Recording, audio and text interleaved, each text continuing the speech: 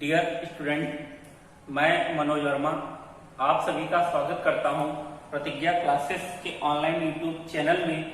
आप सभी लोगों की डिमांड थी कि सर मॉडर्न हिस्ट्री आधुनिक भारत प्रारंभ करिए, तो आप सभी की डिमांड को ध्यान में रखते हुए मैंने आज से आधुनिक भारत का टॉपिक जो है राष्ट्रवाद एवं राष्ट्रीय आंदोलनों का विकास प्रारंभ किया है।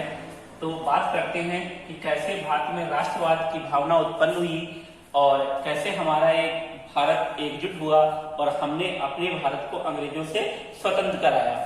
तो राष्ट्रवाद की उत्पत्ति हुई 1857 के पश्चात।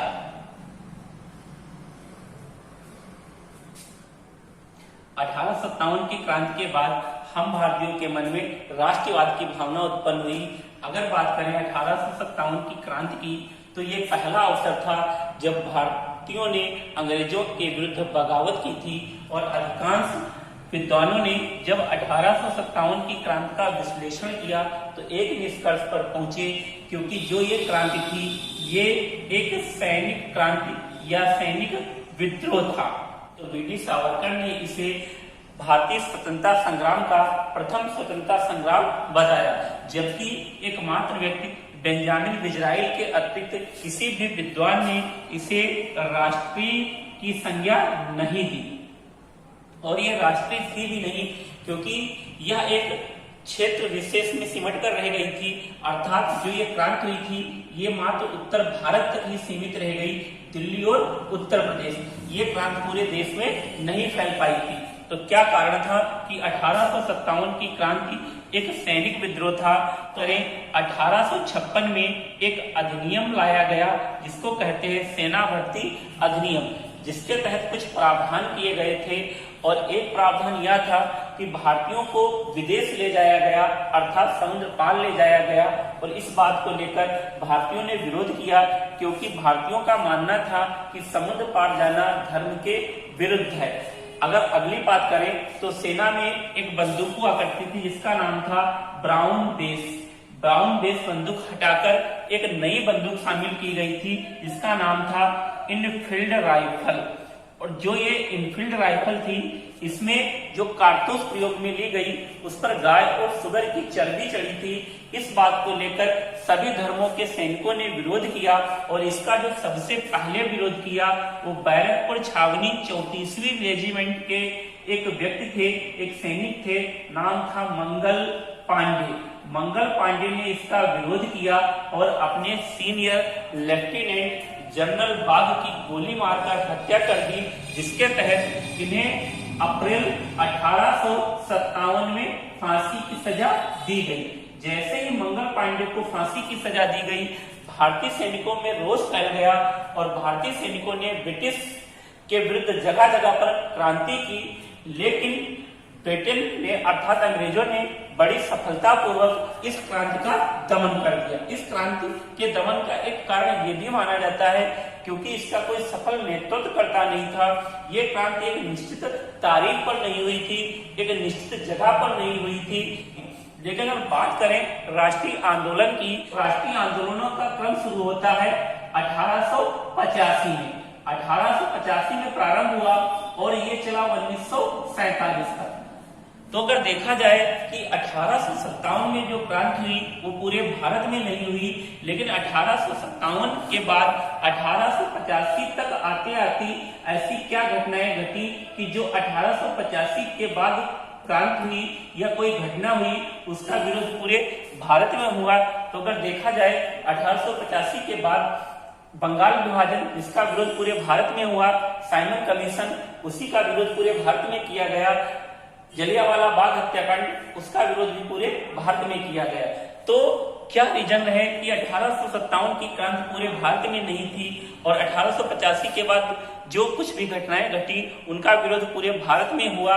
तो इन्हीं 28 साल के में क्या ऐसी उथल पुथल हुई, क्या ऐसे कारण थे कि हम भारतीयों के मन में राष्ट्रवाद की भावना उत्पन्न हुई। तो आज उन्हीं कारकों पर हम चर्चा करेंगे जो राष्ट्रवाद अर्थात राष्ट्रीय भावना को उत्पन्न करने के कारक माने जाते हैं। तो इसमें जो पहला कारक माना जाता है वो था आर्थिक शोषण। अंग्रेजों ने वो सारी चीजें हम भारतीयों पर लागू की जो सिर्फ अंग्रेजों को ही फायदा करती थी, अर्थात अंग्रेज अपने भले के लिए हम भारतीयों का शोषण कर रहे थे और हमारा खजाना लूट कर अपने इंग्लैंड ले जाते। इस बात को लेकर हम भारतीयों के मन में रोष था। एक व्यक्ति थे दादा भाई नौरोजी, जिन्होंने इसी समय धन के निष्कासन का सिद्धांत प्रतिपादित किया और जिसके तहत प्रत्येक व्यक्ति की आय 20 रुपए वार्षिक मापी। तो दूसरा कारण था राष्ट्रवाद की भावना उत्पन्न करने वाला सामाजिक एवं धार्मिक पुनर्जागरण। ये भी राष्ट्रवाद की भावना को उत्पन्न करने के लिए एक उत्तरदायी कारक माना जाता है, क्योंकि उस समय कुछ ऐसे धार्मिक कार्यकर्ता थे जैसे राजा राम मोहन राय, दयानंद सरस्वती, स्वामी विवेकानंद। इन लोगों ने भारतीयों के मन को इतना अधिक झंझोड़ दिया कि सभी भारतीय जो थे वो राष्ट्रवाद की ओर उन्मुख हुए, अर्थात उन सभी के मन में राष्ट्रीय भावना उत्पन्न हुई। इसी समय स्वामी दयानंद सरस्वती ने कहा था कि स्वदेशी राज सर्वोत्तम और सर्वोपरि है, हमें उसे हासिल करना चाहिए। एक और व्यक्ति थे पंडित राम तीर्थ, उन्होंने कहा था कि मैं स्वशरीर भारत हूँ, पूरा भारत मेरा शरीर है। तो इन सभी लोगों ने भारतीयों के मन में राष्ट्रवाद की भावना उत्पन्न की। जो तीसरा कारक माना जाता है वो है आधुनिक शिक्षा। अंग्रेजों के मन में विचार आया कि क्यों ना हम भारतीयों को शिक्षित करें। इसका मतलब ये नहीं था कि ये भारतीयों को शिक्षित करके भारतीयों का उद्धार करना चाहते थे, कल्याण करना चाहते थे। इनका मकसद ये था कि 1857 की जो क्रांति हुई थी उसमें ईस्ट इंडिया कंपनी की जड़ें हिल गई थी और ईस्ट इंडिया कंपनी का शासन समाप्त कर दिया गया और भारत पर सीधे ब्रिटिश ताज का शासन रखा गया।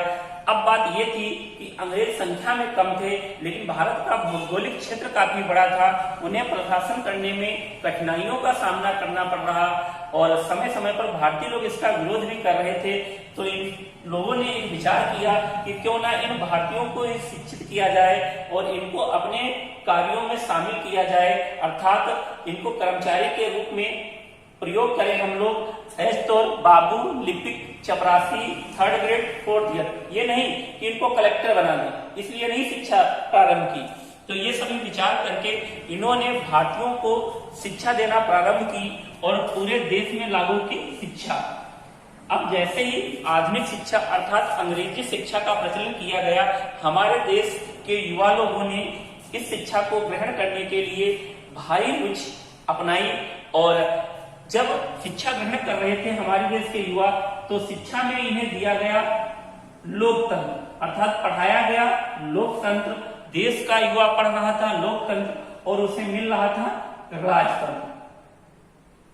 अब देश के युवा में एक भावना उत्पन्न हुई, क्योंकि वो पढ़ रहा था लोकतंत्र और उसे मिल रहा था राजतंत्र, और जो पढ़े लिखे लोग होते हैं उनकी मानसिक विचारधारा एक जैसी होती है, क्योंकि उसका कहना था कि यार ये लोकतंत्र अच्छा है, राजतंत्र बहुत बुरा है और हमें लोकतंत्र ही चाहिए, ना कि राजतंत्र।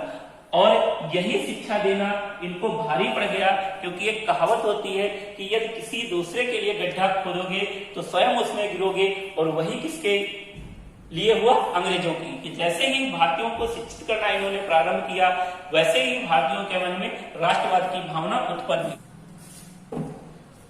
जो अगला बिंदु आता है वो है समाचार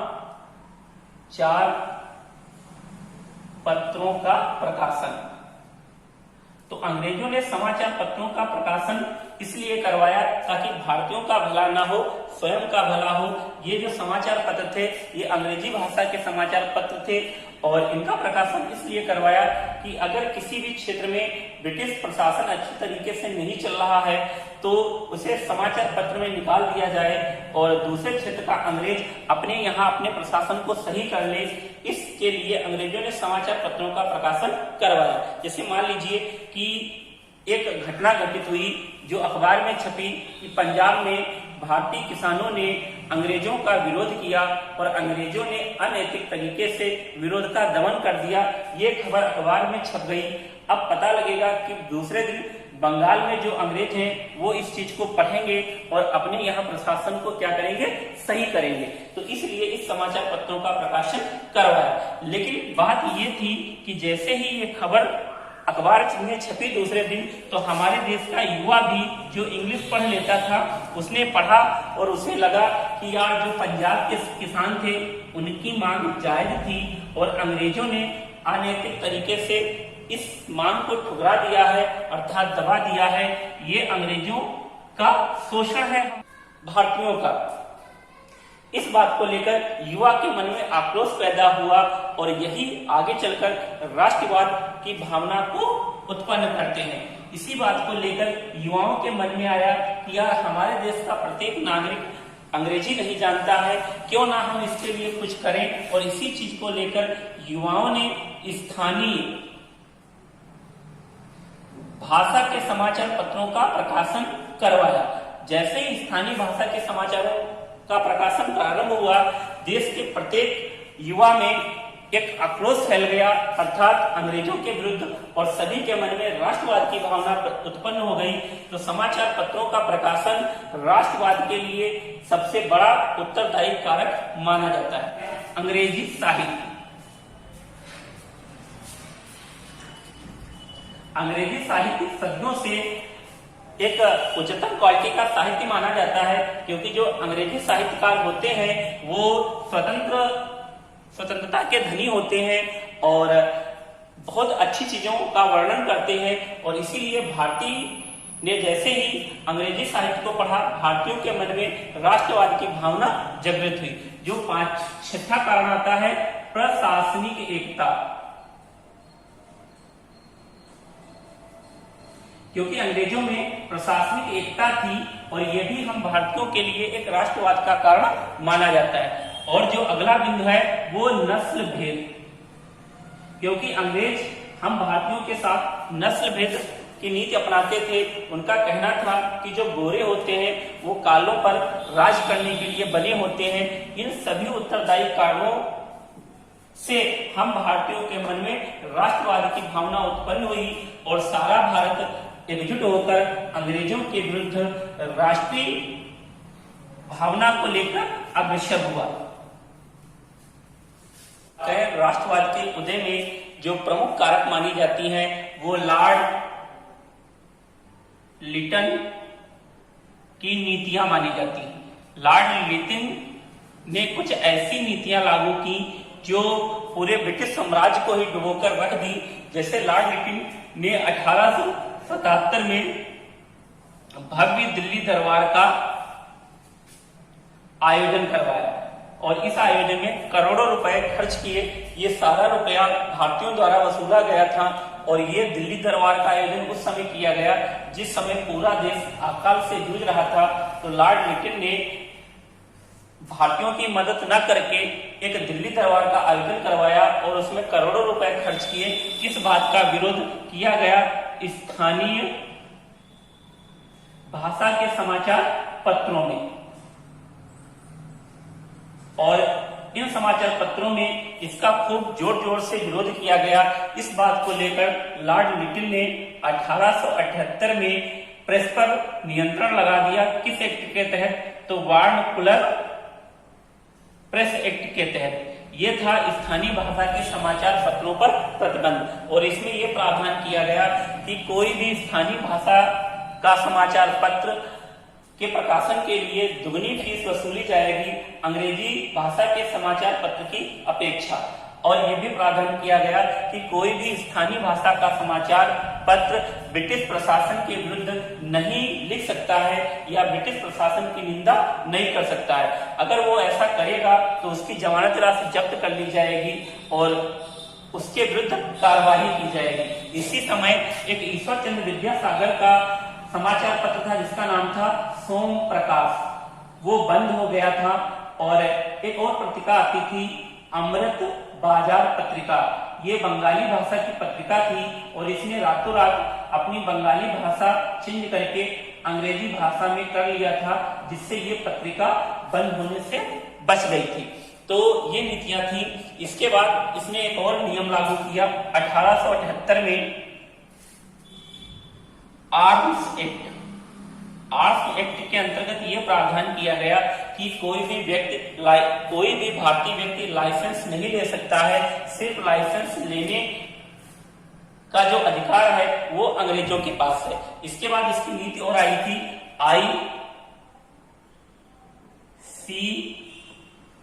ICS परीक्षा, अर्थात इंडियन सिविल सर्विसेज परीक्षा। तो इसमें इसने ये प्रावधान किया कि इसमें बैठने की जो उम्र होती थी, आयु होती थी, वो 21 वर्ष थी और इसने इसे घटाकर 19 वर्ष कर दी। और ICS परीक्षा के लिए आप सभी लोगों को पता है कि स्नातक होना आवश्यक होता है, अर्थात इसने ऐसी चाल चली कि ICS परीक्षा की न्यूनतम आयु घटाकर 19 वर्ष कर दी और 19 वर्ष में कोई भी भारतीय जो व्यक्ति है वो स्नातक की डिग्री नहीं हासिल कर पाता है। जो स्नातक नहीं होगा वो ICS की परीक्षा में भाग नहीं ले सकता है। अर्थात इसका सीधा सीधा मतलब था कि किसी भी भारतीय को प्रशासनिक सेवाओं में न लेना। तो ये कुछ नीतियां थी जो राष्ट्रवाद की भावना की ओर उन्मुख करती हैं भारतीयों को। इसके बाद आता है लॉर्ड रिपिन का काल। लॉर्ड रिपिन का काल जो था भारतीयों के लिए उदारात्मक काल माना जाता है। लॉर्ड रिपिन, तो ये लॉर्ड रिपिन था, ये भारतीयों के लिए कुछ उदारात्मक व्यक्ति था और इसने एक बिल जारी किया था 1883 में, जिसे कहा गया इल्बर्ट बिल विवाद। तो क्या था इल्बर्ट बिल विवाद? इल्बर्ट बिल विवाद ने पूरे भारत को ही बदल कर रख दिया, क्योंकि इस समय यह प्रावधान था कि प्रेसिडेंसी के बाहर अगर किसी भी अंग्रेज अधिकारी पर मुकदमा चलेगा तो उसकी सुनवाई अंग्रेज न्यायाधीश करेगा। लेकिन में जो है लॉर्ड रिपिन ने PC इल्बर्ट की अध्यक्षता में इसमें संशोधन किया और एक नियम यह बनाया कि प्रेसिडेंसी के बाहर अगर किसी अंग्रेज अधिकारी पर मुकदमा चलेगा तो उसकी सुनवाई भारतीय न्यायाधीश करेगा। और जैसे ही इसमें यह प्रावधान किया गया तो अंग्रेज व्यापारियों में हड़बड़ी मच गई कि यार अगर हमारी सुनवाई भारतीय न्यायाधीश करेगा तो वो दूध का दूध और पानी का पानी कर देगा और हमारी चोरी पकड़ी जाएगी। इस बात को लेकर अंग्रेज व्यापारियों में रोष फैल गया। सूरत के कुछ व्यापारी एंग्लो इंडियन डिफेंस नामक एक यूनियन बनाकर लगभग 15 दिन तक धरना दे देते हैं लॉर्ड रिपिन के कार्यालय के सामने। और 15 दिन के धरने के बाद लॉर्ड रिपिन को इनके सामने झुकना पड़ा और अपने इल्बर्ट बिल में थोड़ा सा परिवर्तन करना पड़ा। और जैसे ही इन्होंने थोड़ा सा परिवर्तन कर दिया, वह परिवर्तन बिल्कुल इल्बर्ट बिल के स्वरूप को ही बदल कर रख देता है। इसमें ये इन्होंने संशोधन किया कि प्रेसिडेंसी के बाहर यदि किसी अंग्रेज अधिकारी पर मुकदमा चलता है तो उसकी सुनवाई भारतीय न्यायाधीश करेगा, लेकिन यदि कोई भी अंग्रेज व्यापारी उस फैसले से संतुष्ट नहीं है तो वो जूरी की मांग कर सकता है। और जैसे ही ये बात इसमें रखी गई तुरंत पूरा बिल ही बदल गया, क्योंकि जूरी का मतलब ये था कि अगर कोई भी अंग्रेज जूरी की मांग करेगा तो जूरी में होंगे अंग्रेज न्यायाधीश और फैसला 2-1 से अंग्रेज के पक्ष में चला जाएगा, अर्थात अंग्रेज जीत जाएगा। और जैसे ही ये चीज जिस दिन लागू की गई, हमारे भारतीयों के मन में एक लहर सी दौड़ गई कि यार मात्र 50-60 सूरत के व्यापारी जब लॉर्ड रिपिन को झुका सकते हैं तो हम 40-42 लाख युवा लोग अंग्रेजों को भारत से भगा सकते हैं। और यही घटना थी जिसने भारतीयों को सबसे ज्यादा जो है राष्ट्रवाद की ओर उन्मुख कर दिया और प्रत्येक भारतीय के मन में राष्ट्रवाद की भावना उत्पन्न हो गई और भारतीय राष्ट्रवाद की ओर उन्मुख हो गए। तो ये थे राष्ट्रवाद के प्रमुख कारक जिस जिसके कारण हम भारतीयों के मन में राष्ट्रवाद की भावना उत्पन्न हुई और सारा देश एकजुट हुआ और राष्ट्रीय आंदोलन की ओर उन्मुख हुआ और एक दिन अंग्रेजों को भारत से भगा दिया और भारत को आजाद कराया गया, अखंड भारत का निर्माण किया गया।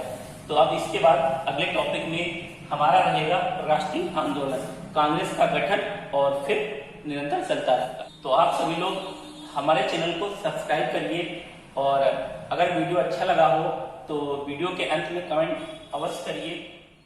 धन्यवाद।